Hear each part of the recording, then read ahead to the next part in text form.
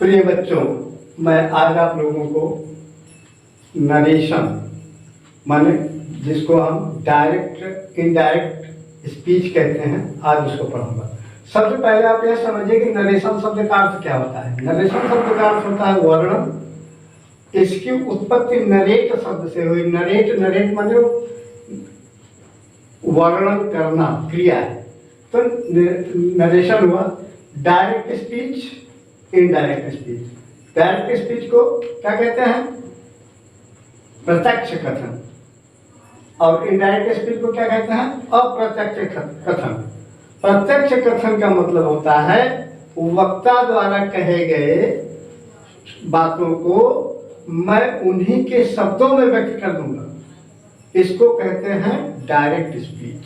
प्रत्यक्ष कथन मतलब जो भी उसने कहा मैंने उसको सीधे सीधे उसी के शब्दों में व्यक्त कर दिया। अब आ जाइए इनडायरेक्ट स्पीच।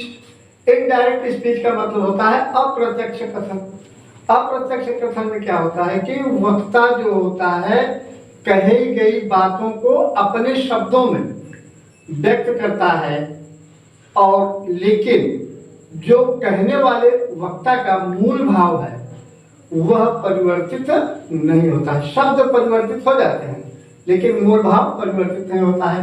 तो अब आप पहले डायरेक्ट स्पीच और इनडायरेक्ट स्पीच को पहचानिए कि कौन सी स्पीच डायरेक्ट स्पीच है और कौन सी स्पीच इनडायरेक्ट स्पीच है। तो डायरेक्ट स्पीच के लिए पहले देखिए हम पढ़ते हैं Sheela said to me comma inverted comma I am not your friend. फिर से देख लीजिए Sheela said to me I am not your friend inverted comma close. तो देखिए यहां पर आपको दो वाक्य दिखाई दे रहे हैं। एक वाक्य है शीला सेड टू मी, ये देखिए सिंगल कामा से अलग कर दिया गया है। उसके बाद दूसरा वाक्य आई एम नॉट योर फ्रेंड जो है, ये दूसरा वाक्य ये डबल इन्वर्टेड कामा से क्लोज किया गया है। तो इसका मतलब जब दोनों वाक्य जबकि अफर्मेटिव है लेकिन दोनों के बनावट में अंतर है। यह कामा से अलग किया गया, यह डबल इन्वर्टेड कामा में रखा गया, इनकी स्थिति अलग है। तो इस तरह से इसका मतलब आपको यह समझना चाहिए कि इन दोनों के नाम भी अलग अलग होंगे। तो शीला सेड टू मी जो है यह रिपोर्टिंग वर्ब है। आरवी आप इसको लिख सकते हैं शॉर्ट फॉर्म में। आरवी माने रिपोर्टिंग वर्ब। और उसके बाद जो डबल इन्वर्टेड कामा में है यह रिपोर्टेड स्पीच है, RS. Clear? Sheela said to me reporting verb comma double inverted comma से शुरू होता है I am not your friend inverted comma double inverted comma से बंद, यह रिपोर्टेड स्पीच हो गया।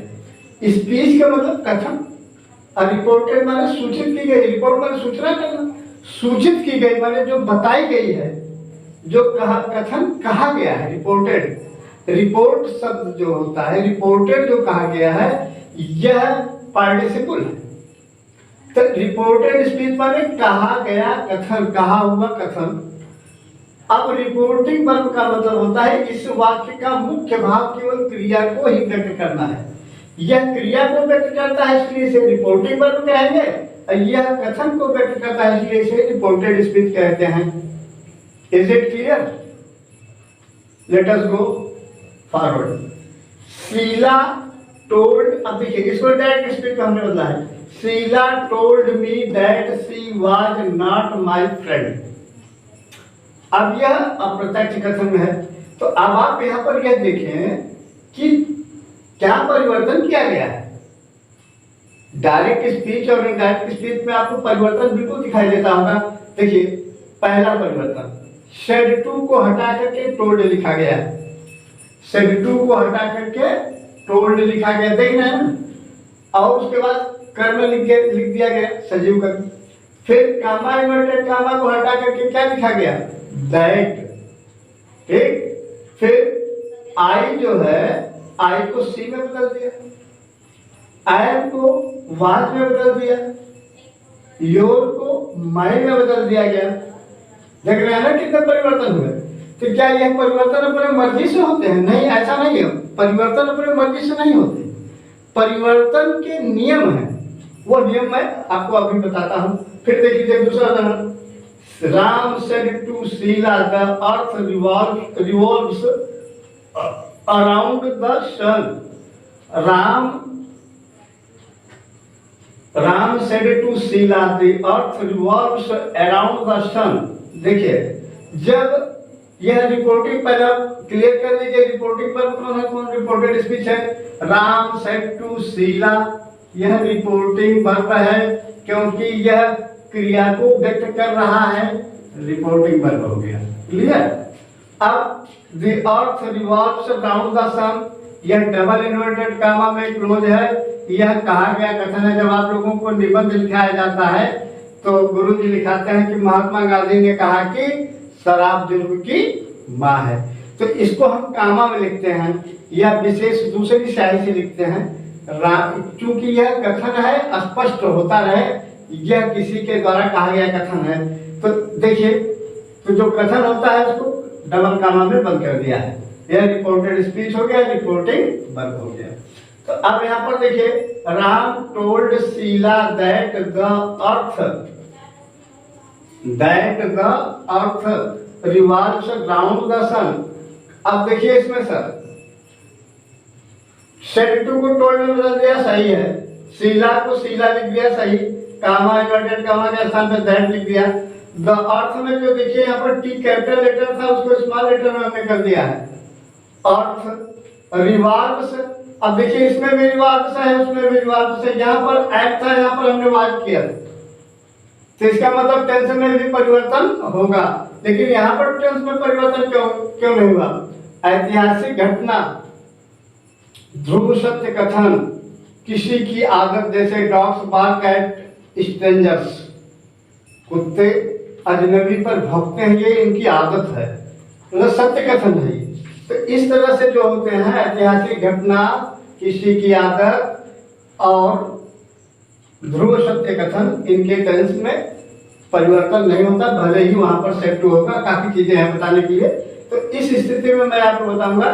तो यहाँ पर ये पोलर स्टेटमेंट है, the earth revolves around the sun, इसलिए इसमें कोई परिवर्तन, इसके टेंस में परिवर्तन नहीं हुआ।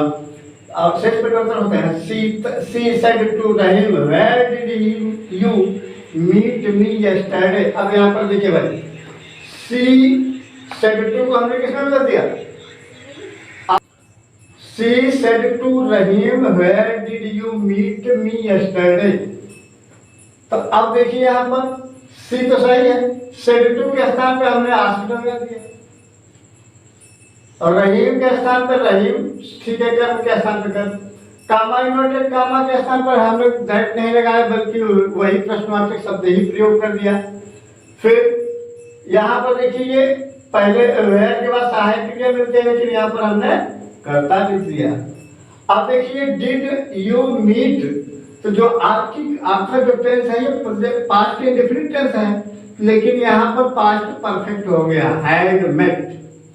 तो इस तरह से उनके टेंस के परिवर्तन के भी नियम है। अब देखिए यहाँ पर यस्टरडे को हमने द प्रीवियस डे में लिख दिया। यस्टरडे को किसमें लिखा गया? प्रीवियस डे में। तो इस तरह से हम देख रहे हैं कि ये सेड टू भी बदलता है और उसके बाद सेड टू को टोल्ड में बदलते हैं, फिर सेड टू को आस्क्ड में भी हमने बदला।